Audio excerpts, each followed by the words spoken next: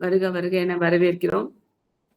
மற்றும் அசோகன் ஐயா வணக்கம்மா. அவர்களையும் வருக வருக என வரவேற்று, இன்றைக்கு சிறப்புரையாற்ற இருக்கிற வினிதீர்த்தான் ஐயா அவர்களிடம் சிறப்புரையாற்ற வருமாறு பணிவோடு கேட்டுக்கொள்கிறோம்.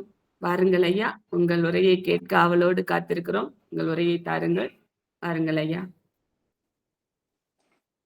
எங்கள் வாழ்வும் எங்கள் வளமும் மங்காத தமிழன்று சங்கே முழங்கு. அன்பர் பணி செய்ய என்னை ஆளாக்கி விட்டு விட்டால்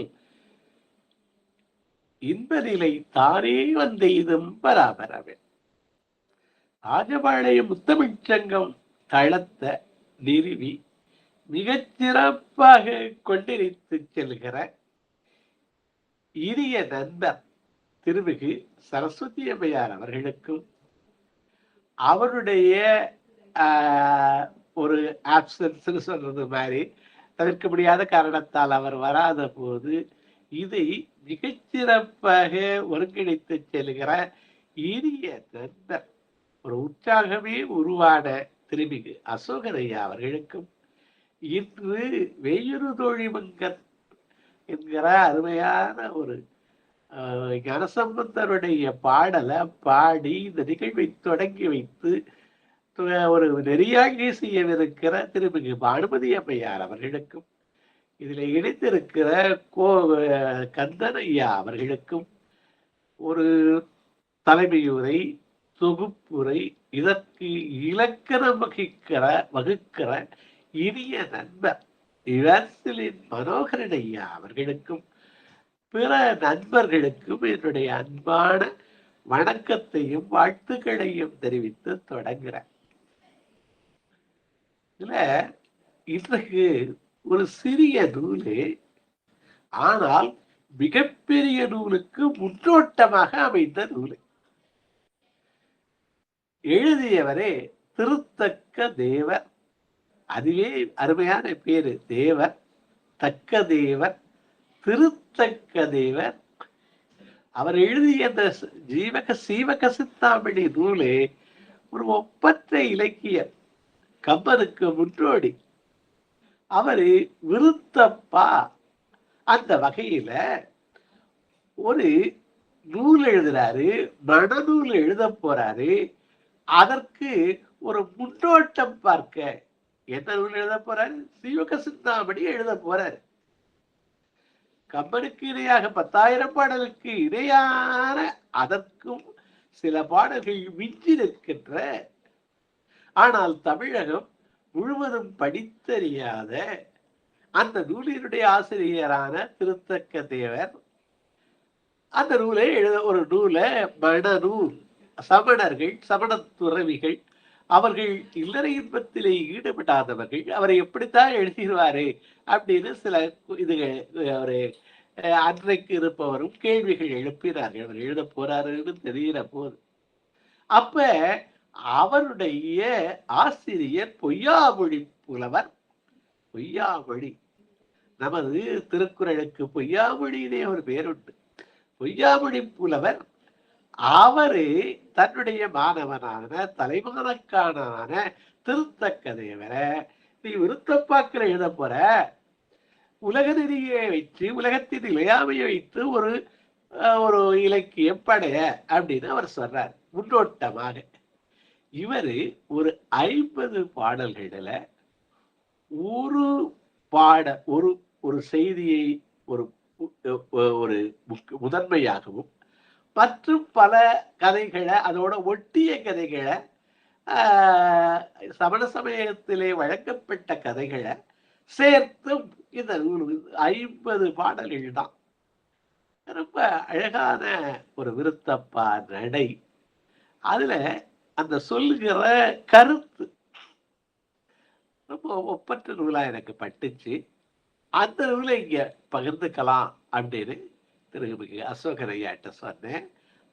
அவரும் அன்புடன் இசைவு தந்து இந்த இந்த நிகழ்வு இப்பொழுது நடந்து கொண்டிருக்கிறது. ஸ்டோரி டெல்லிங் அப்படின்னு இன்னைக்கு பேசுறோம். அதாவது ஒரு செய்தியை வலியுறுத்தி சொல்வதற்கு அல்லது நினைவிலே வைத்திருப்பதற்கு இன்று ஃபேபிள்ஸ் அப்படியெல்லாம் கதைகளை பயன்படுத்துறாங்க. இப்ப பஞ்சதந்திர கதைகள், நரி பேசுறது மாதிரி, கக்கை பேசுகிறது மாதிரி எல்லாம் கதைகள், அந்த கதைகளை வைத்து சொல்லுகிறது. அது மாதிரி இது ஒரு நரியை கதாநாயகனாக வைத்து இந்த கதையை சொல்றார். நரி இந்த கதை ஒரு ஒரு சாதாரண கதை.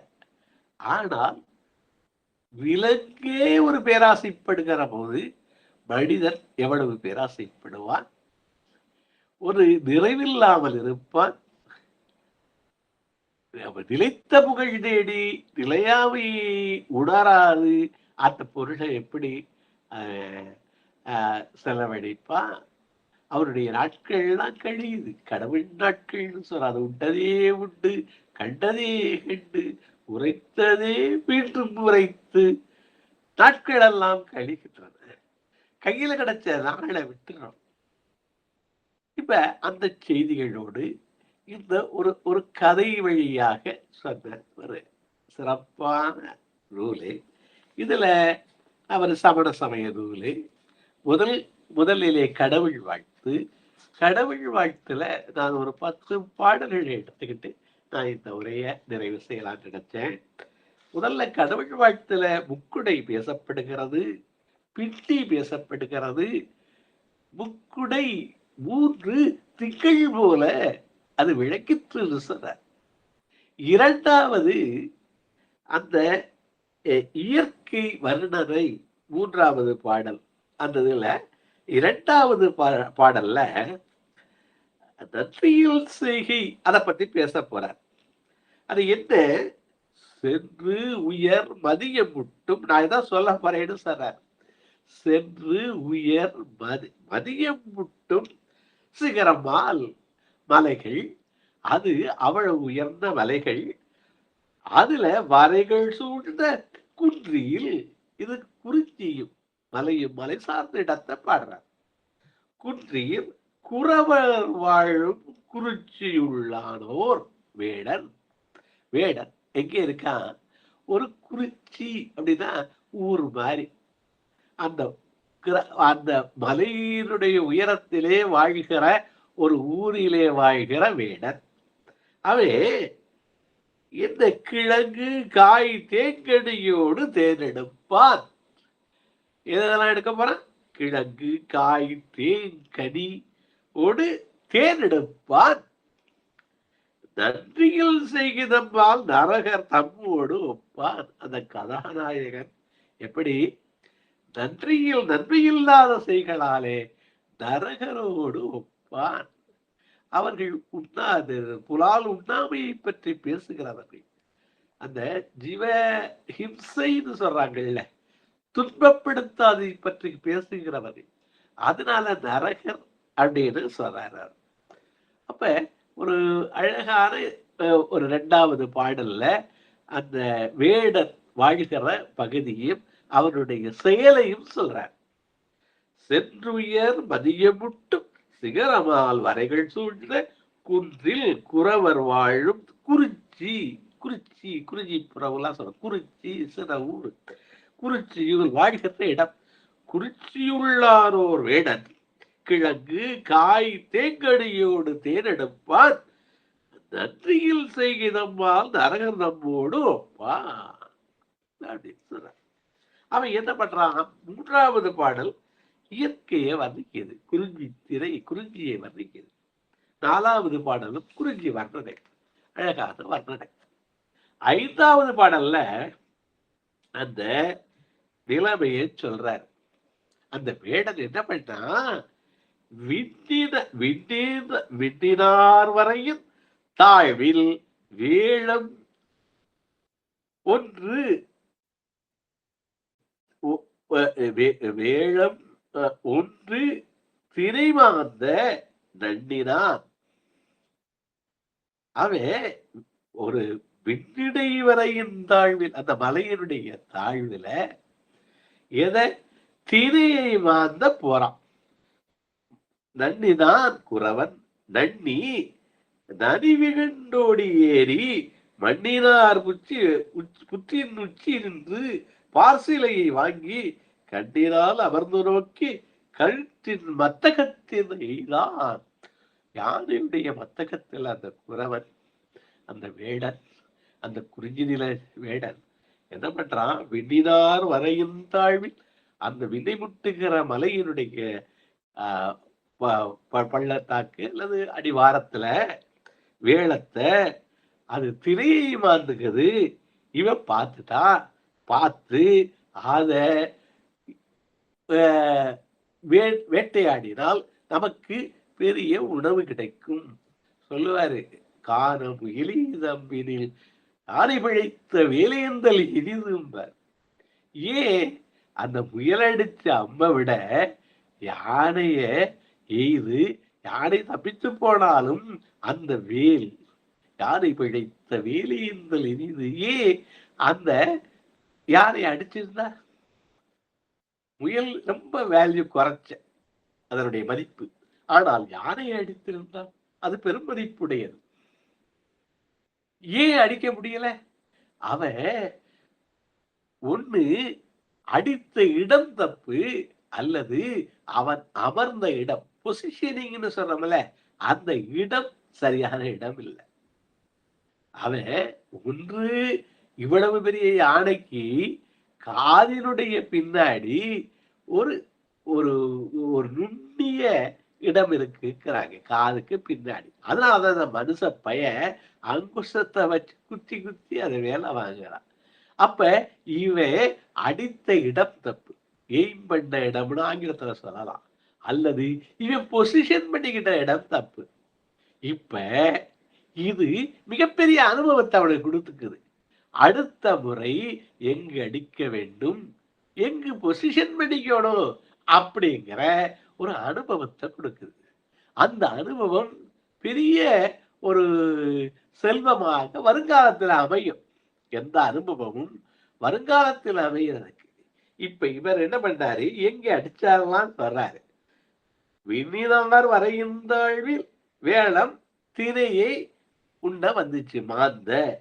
அவர் என்ன பண்றாரு? நன்னிதான் குறவன் நன்னி நனி விகுண்டு ஓடி ஏறி மண்ணினார். நின்ற இடம் கொஞ்சம் உயரமான இடம் நினைச்சு புற்றின் உச்சி, ஒரு புற்று, அந்த கரையான் புற்றெடுக்க பாம்பு குடிகொண்ட புற்று, பாம்பு புற்று, புற்றின் உச்சி நின்று வார் சிலையை வாங்கி கண்ணினால் அமர்ந்து நோக்கி. என்ன அழகு பாருங்க. கண் வழி நயனம் கை வழி நயனம் செல்ல கம்பன் சொல்லுவான்.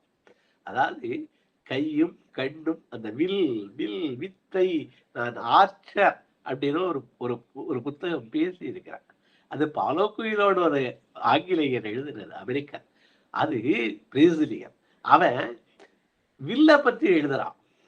வில்லு அது 3 விஷயங்களை வில்லு சொல்லுது. வில்ல உடம்புக்கு ஒப்பிடுகிறான். அந்த வில்ல ஒரு பேடி வச்சுக்கணும், வளைக்கிறதுக்கு மேல வளைச்சிட்டா அது ஒடிஞ்சிரும். அது வில்லு. நான் இவ்வளவு பெரிய நாடா இருந்தாலும் அது தொடுகிற இடம் ஒரு இடம் தான். அந்த அம்பு செல்கிற பாதை, இவ்வளவையும் பத்தி அவன் பேசுறாரு அந்த பாலோ குயிலோ. அதை வச்சு நாம் ஒவ்வொரு வாழ்க்கையில் மற்ற தொழில்களையும் நம்ம ஒப்பிட்டு பார்க்கலாம். நான் வில்லாளரும் சொல்லாளரும்னு ஒரு உரையை கொடுத்திருக்கேன். இப்ப இதுல என்ன வருது? கண்ணினால் அமர்ந்து நோக்கி, அந்த கண் வழி நயனம் வழி கைகள் செல்லன்னு சொல்லுவார். கண்ணினால் அமர்ந்து நோக்கி கழுத்தின் மத்தகத்தின் தான் எய்த இடம் மத்தகம். மத்தகத்துல எழுதுறதுனால அது சுருண்டு விழுக போகுது. விழுந்த யானை புற்று மேல விழுந்துச்சு. புற்றுல இருந்து விழுந்து சாகுது. அது புற்றுல இருந்து நாகப்பாம்பு வந்துருச்சு வெளியில. அது அழலுமிழ் நாகம். நாகம்னா பல பொருள் உண்டு. யானைக்கும் நாகம்னு சொல்லலாம், நாகம் தான். அது வந்தது இந்த வேடனை கொத்திருச்சு.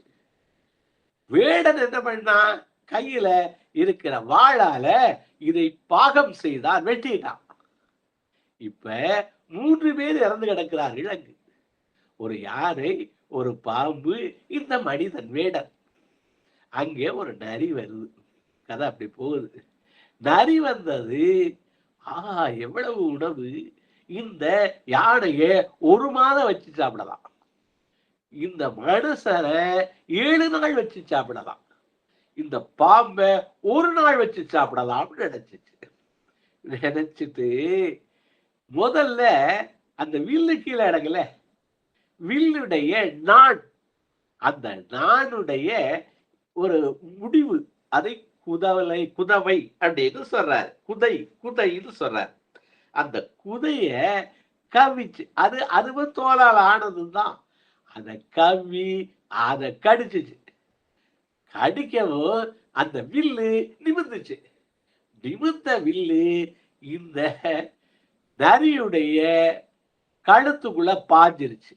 கதை பாஞ்சா நரி இவ்வளவு நாளைக்கு திட்டம் போட்டு திங்கிறோம்னு நினைச்ச நரி அதுவும் செத்து கீழே விழுந்துச்சு. இதுல அந்த நரியனுடைய பாத்திரத்தை வச்சு பேராசைதான் எண்ணுவ கோடி அல மேலும் முடிச்சு திருக்குறள். ஒரு நாள் ஒரு பொழுது ஒரு நாளும் வாழ்வதறியார் எண்ணுவது எவ்வளவா கோடி இல்லையா, அதுக்கு மேலையினர் என்ன அழகது. அப்ப இது ஒரு நாளும் வாழ, ஒரு நொடிக்கு அதுக்கு நொடிக்கு மேல வாழல. இது மாதிரிதான் மனிதர்கள் பாடுபட்டு தேடி பணத்தை புதைத்து வைத்த கேடுகட்ட மானிடர்கள் கேளுங்கள். யாருக்கா வந்த பணம், யாருக்கா வந்த பணம்னு கேட்டுச்சு. தமிழ் கேட்குது. நீங்க பாடுபட்டு புதைச்சு வைக்கிறியே புதையல்னு இன்னைக்கு கிளம்பி வருது, எவ்வளோ புதைச்சு வச்சது. இப்ப அந்த பாடல்களை பார்ப்போம். திருத்தக்கதேவருடைய விருத்த பாவை பார்ப்போம். அவன் என்ன பண்ணினாரு, கண்டினால் அமர்ந்துருமுக்கி கழுத்தின் மத்தகத்தின் நெய்தான். அவன் எய்த இடம் மத்தகத்தின் நெய்தான். அதனால அது சாக போகுது. இருந்தாலும் வெக்கிட்டு விடுகனை நுங்கலில் நுங்கலில் உள்ள போயிருச்சு. நுங்கனாரு, நுங்க விடுகனை நுதலில் நுங்க வேளமும் வெருண்டு மற்றோர் தொடுகனை தொடாமல் அந்த புற்றினை மேலோடி ஏறி, அது என்ன பண்ணுச்சு, புற்றின் மேலோடி ஏறி படுகனை உருவ பட்ட கனையை உருவ பார்த்துச்சு. பாம்பு அழல் உள்ள இருந்த வந்த பாம்பு அழல் உமிழ்ந்து பொங்கி, அழல் உமிழ்ந்து பொங்கி அப்படியே அந்த சீற்றத்தோடு அது வருது. கொடுவில் கடையும் வீழ பொங்கி, கொடுவிலும் கடையும் வீழ குறவர் கொன்றிட்டன்றே. அவன் கையில வச்சிருந்தானே கொடுமையான வில்லு, அதுவும் அம்பும் வீழுமாறு கொடுவில்லும் கடையும் வீழ குறவர் கொன்றிட்டன்றே. அதாவது புலவங்களால ஒரு வரியில முடிக்கிறது, அல்லது 1000 பாடல்கள் பின்னாடி 50 பாடல் எழுத போறாரு, பல கதைகள் சொல்ல போறாரு. ஆனாலும் ஒரு வரியில முடிச்சிட்டார். இது என்னென்ன நடந்துச்சுங்கிறது இந்த ஒரு பாடல்ல. அந்த கடை பாய்ந்தது, அந்த வேளம் மிகுண்டது, அது புற்றின் மேல் ஏறி ஓடியது, புற்றிலிருந்து அழல் மாறி மூச்சு காற்றோடு பாம்பு வெளிவந்தது. அது என்ன பண்ணுச்சு, கொடுவில்லும் கடையும் வீழ குறவர் கொன்றிட்டன்றே. இப்ப என்னென்னலாங்கிறது, நாகத்தை குறவன் அவன் இறங்குறது முன்னாடி நல்ல பத்திரம் உருவி, பத்திரம்ங்கிறது இங்க வாழு, அது நல்ல பத்திரமா, அது நல்ல பாம்பு. இவன் நல்ல பத்திரம் உருவி கொண்டு பாகத்தை படுத்து வீழ்ந்தான். பாகமாகிட்டான், 2 பாகமாகிட்டான், ஒரே வெட்டல. அதை நாங்க மிச்சத்து படுத்து அவன் வீழ்ந்தான். வீழ்தலில் இந்த இடத்துலதான் பசியின் வாடி முகத்தார் சென்று கண்டு ஓர் முளை நரி, முளை நரி.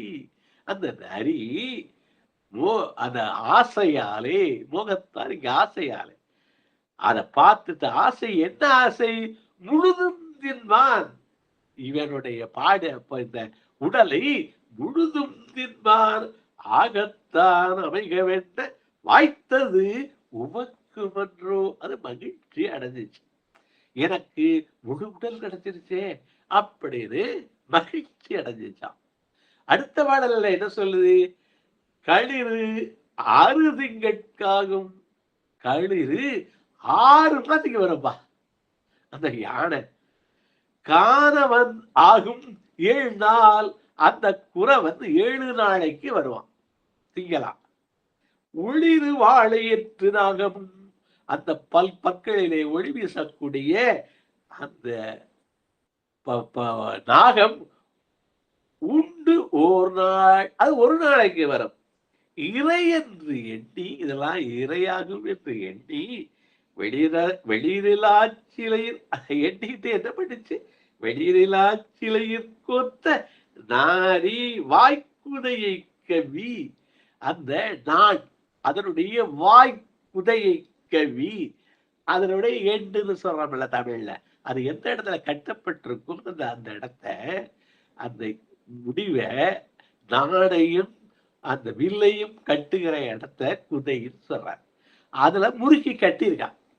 அதை போய் கடிச்சிச்சு.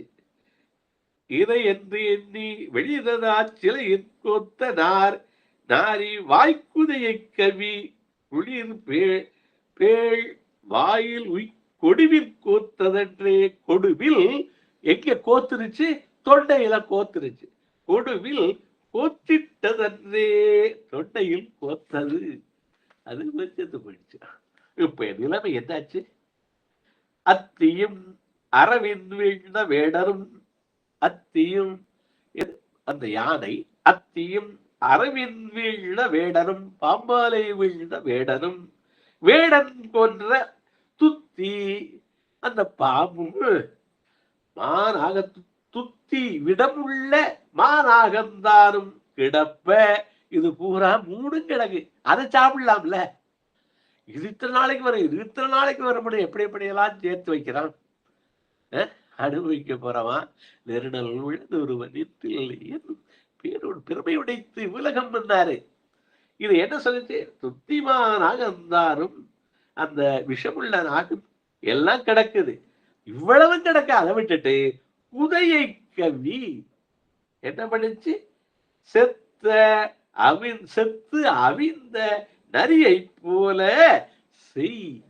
அதாவது நிலம் பொருள் ஈட்டுவார்கள். இதெல்லாம் கண்ணுக்கு தெரிஞ்ச இடமெல்லாம் என்னுடைய நிலம்ங்கிறான். எல்லாத்துக்கும் வேலை போட்டிருக்கான். தனக்கு மட்டுமல்ல, தன்னுடைய மனைவிக்கு மட்டுமல்ல, துணைவிக்கு மட்டுமல்ல, குடும்பத்துக்கே, எல்லாரும் எத்தனை அடுத்தடுத்து இருக்காங்களோ அவ்வளவு இருக்கார். செய்யொடு பொருள் ஈட்டுவார்கள். சித்தம் வைத்து அறங்கள் செய்தார். என்ன அழகான வார்த்தை பாருங்க. சித்தம் வைத்து அறங்கள் செய்யார். தேர்ச்சியின் மக்களந்தோ, தேர்ச்சியின் மக்களந்தோ. தெளிந்து பார்த்தால் இவர்கள் மக்கள் அல்ல, மக்கள், விலங்குகள். சித்தம் வைத்து அறங்கள் செய்யார். பாட்டி என்ன சொன்னாங்க? அவை பாட்டி அறம் செய்ய விரும்புன்னு சொன்னாங்க. என்ன சொல்றாங்க? அறம் செய்ய விரும்பு. சித்தம் வைத்து அறங்கள் செய்யார். மனதிலே சித்தத்தை வைத்தால்தான், விரும்பினால்தான் அறம் செய்ய முடியும். அதை செய்ய மாட்டாங்க. சித்தம் வைத்து அறங்கள் செய்யார். வாழ்வு நிலையற்றது என்று தெளிவில்லாத விலங்குகள் போல. இங்கு ஒரு நரி விலங்குதான். விலங்கு மேலே ஏற்றி சொல்லுகிறார் மனித இயல்ப. அறஞ்செய்ய விரும்பினார். பாடுபட்டு தேடி அந்த செய்யையும் பொருளையும் வச்சுட்டு போனவே என்னன்னா போய் சென்றான்ல, ஏன் நிலைக்கிறான்? அதைத்தான் யோசிக்க சொல்லுது நரி விருத்தம்.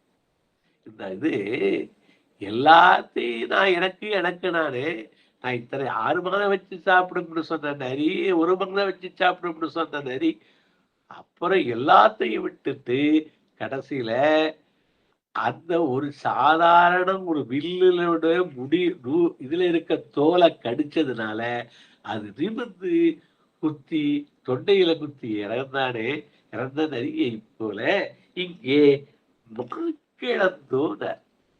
அப்ப எது விரும்பாது? விலங்கு விரும்பாது. அறஞ்செய்ய விரும்புமா அது? விரும்பலாம், உணவை விரும்பலாம், இனப்பெருக்கத்தை விரும்பலாம். ஆனால் அறம் செய்ய விரும்புமா?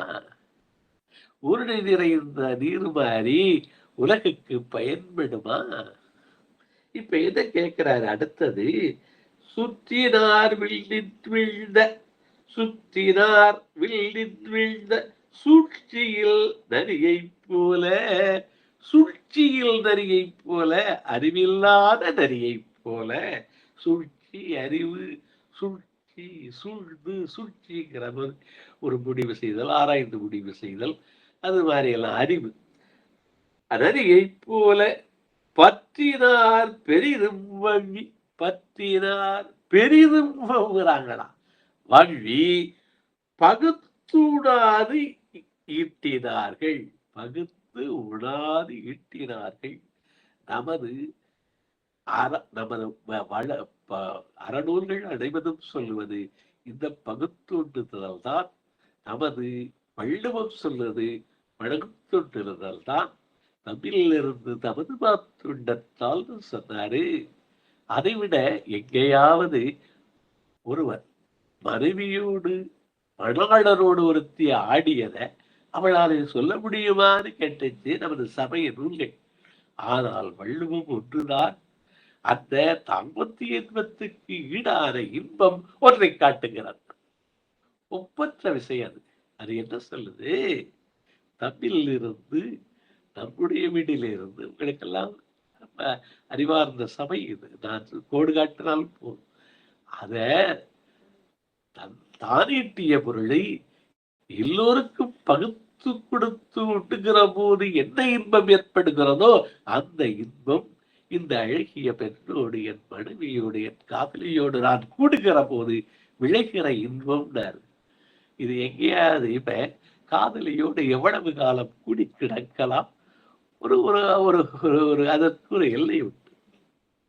சரி, மனதிலே சுமந்து எவ்வளவு நாள கிடக்கலாம்? பாரதிதாசன் சொன்னது போலே மரவனை மரவனை மனம் மட்டும் மரவனை மனம் மறப்பதில்லை, மறப்பதா இல்லாம கிடக்கு. ஆனாலும் அந்த நிலை வந்தாலும் அது கூட முடியாத நிலைகள் இருக்கு.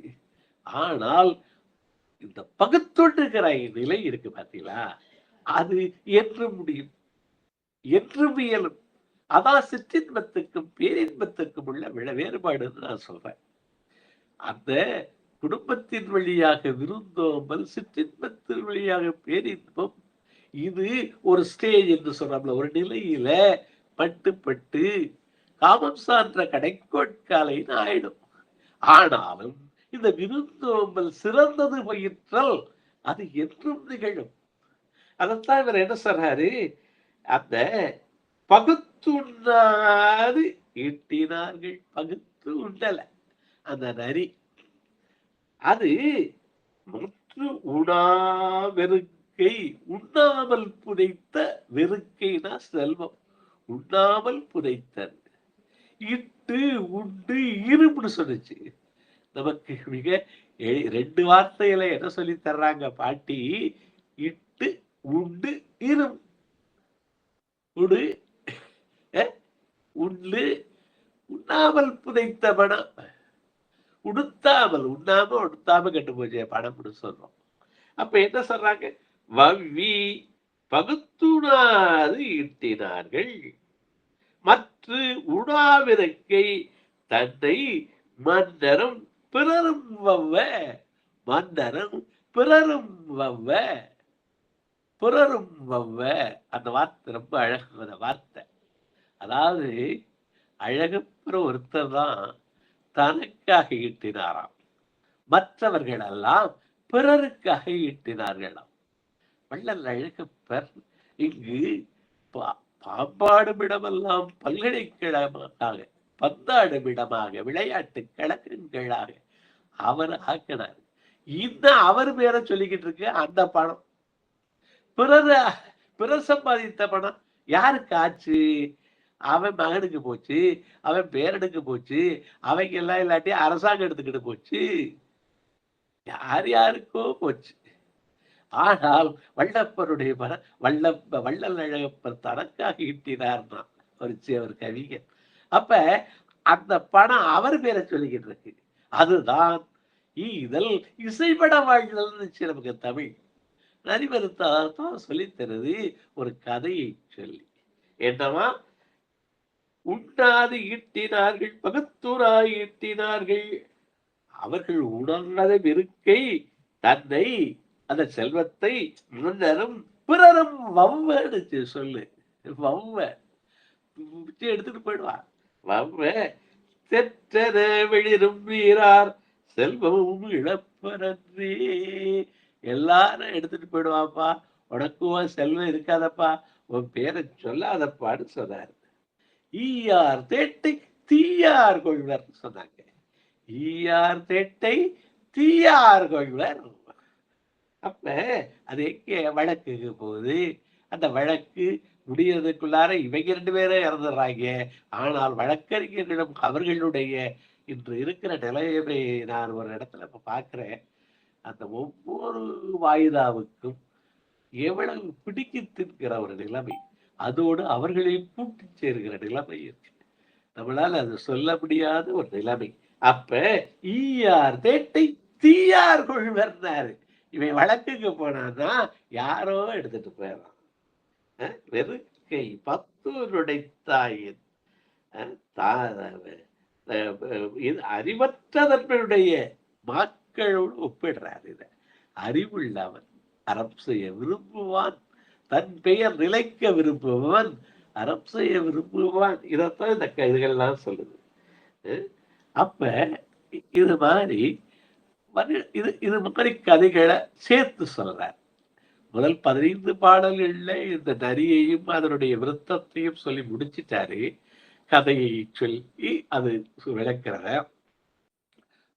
இதை தொடர்ந்து பல இடங்களிலே இது மாதிரி இந்த ஈயார் தேட்டை தீயார் கொள்வர் என்பதையெல்லாம் விளக்கிறார். அப்ப உடற்படும் உடையை கண்டு குறுநெறி தின்று மற்றோர் கடற்படைக்காக கண்டே கள்ளத்தார் கிடப்ப யாரும் திடற்பகையின்மையாலே செவி கொய்வான் வால் கொய்வானாய் உடற்புறம் போர்த்த புத்தோர் உரித்திட்டு அங்கு உருவன் கொன்றான். இது ஒரு கதை சொல்றாரு. ஒரு நரி, இது அதோட அது முடிஞ்சிருது. இன்னொரு நரி அதை உண்ணாமல் பிழைக்க வேண்டாம்ங்கிறதோட 10வது பாடல் முடிஞ்சிருது. அதுக்கப்புறம் வருகிறதெல்லாம் வலு சேர்ப்பதற்காக பல கதைகளை ஒட்டி சொல்கிறான். ஒரு கதை என்ன பண்ணுச்சான், அந்த குடலு நாறுறது மாதிரி ஒரு சவம் கிடந்துச்சு. உடைநாற்றம் கண்டு குறுநெறி என்ன பண்ணிச்சு, தின்று அந்த அது தின்றுகிட்டு இருக்க போது ஒரு படை போகுது. படை போறது இந்த நரியை கொண்டு விடுவாங்களோடு நரி செத்தது மாதிரி கிடந்துச்சு. அந்த படைப்பிரிவுலாம் போயிருச்சு. ஆனால் சிலர் அங்கு வந்தவங்க நரி செத்து கிடக்குன்னு சொல்லி அதனுடைய வாழை சிலர் இப்ப நரிப்பல்லுன்னு கொண்டாந்து விற்கிறாங்க. அது நரிப்பல்லான்னு எனக்கு தெரியல. நரிப்பல்லு வாங்க, நரிப்பல்ல வச்சா வீட்டுல விசேஷம்ங்கிறாங்க. ஆனால் அதையெல்லாம் கொல்லக்கூடாதுலாம் சட்டம் இருக்கு. அப்ப இவன் அத பல்ல பிடுங்குறான், பல பேர் வாழை பிடிக்கிறான். உயிரோட கிடக்குது, செத்தது மாதிரி கிடந்தா நெறிய பார்த்தவன் செத்தது மாதிரி நட்டி தோலை உருவி எல்லாத்தையும் உருவிட்டாங்க. அப்ப அந்த உடற்புறம் பொறுத்த புத்தோல் உரித்தங்கு ஒருவன் கொன்றான். இந்த பேராசை பெருநஷ்டம்ங்கிறதையும் சொல்லு. இந்த மாதிரி கதைகளை எல்லாம் சொல்லுது. அப்ப கதைகள்ங்கிறது ஒரு வலுவான ஊடகம். இந்த நரிவிருத்தம்ங்கிறது ஒரு சிறிய நூலு.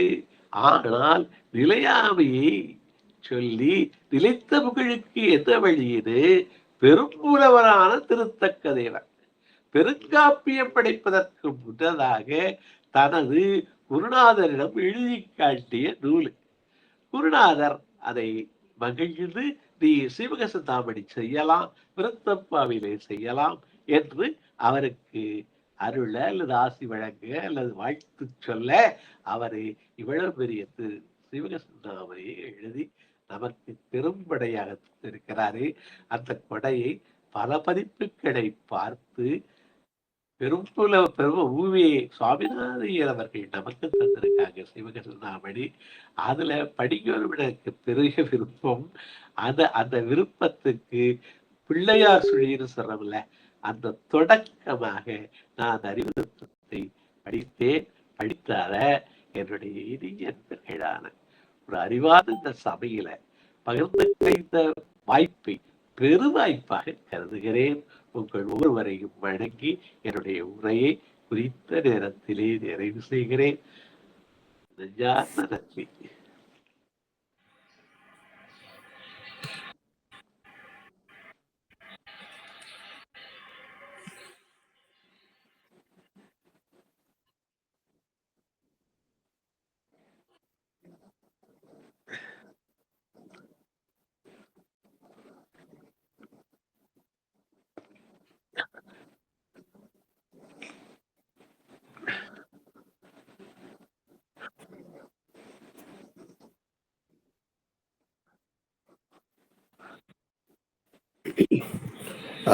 வாய்ப்புக்கு நன்றி ஐயா.